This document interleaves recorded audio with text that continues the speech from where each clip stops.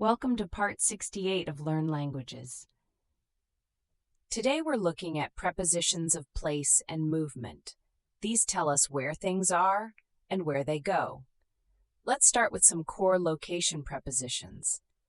Inside something. The keys are in my bag. On a surface. The book is on the table. Under, below something. The cat is under the bed. Behind, at the back. The car is behind the building.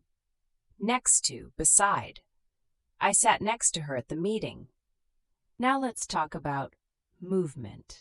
Into, moving from outside to inside. She walked into the cafe. Out of, moving from inside to outside. He ran out of the office. Through, moving from one side to the other. We drove through the tunnel. Across, moving from one side to the other of a flat surface. She walked across the road. Along, moving in a line, following something.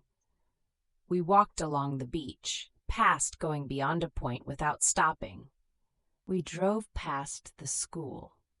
Now let's compare across and through. Across is for flat surfaces, roads, fields, rivers. Through is for three-dimensional spaces, forests, tunnels, crowds. She swam across the lake. He pushed through the crowd. Picture the movement and the right preposition will come. Subscribe to Learn Languages for a new lesson every week.